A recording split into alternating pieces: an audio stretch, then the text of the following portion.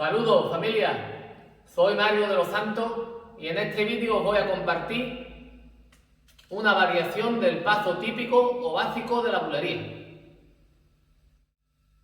Antes de aprender esta variación, te dejo el paso que tienes que aprender primero, el auténtico. Lo tienes por aquí arriba en este enlace. Un vídeo explicado paso a paso para que lo aprendas fácil y sencillo, si aún no lo sabes. Una vez dicho esto, vamos con la quinta variación del paso típico por bulería. Lo vemos explicado y enfocando solamente los pies. Vamos allá. La diferencia con el paso original está en que la planta que damos a tiempo al entrar, ahora la damos a contratiempo y nos comemos el tacón. El tacón ya no se va. Pasamos directamente a la media planta de apoyo.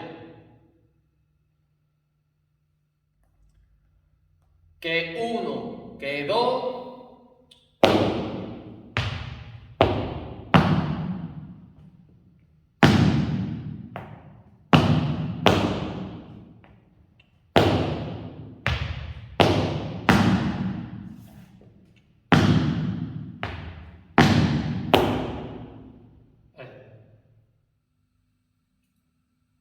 Lo vemos de cuerpo completo, incluidos los brazos. Vamos allá.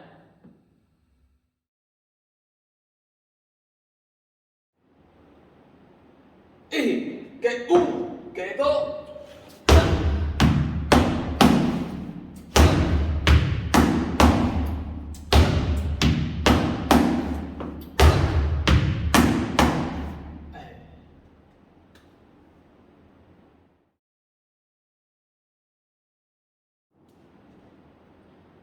Y que uno, que dos.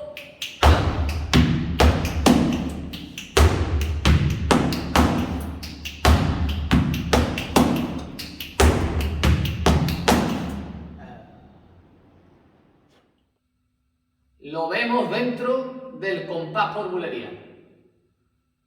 Vamos al lío.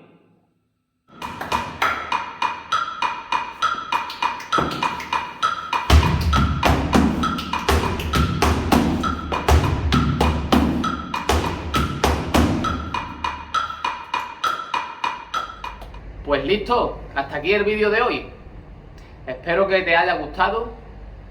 Suscríbete al canal activando la campanita para no perderte mis próximos vídeos. Comparte mis vídeos con toda aquella persona que necesite aprender el baile flamenco.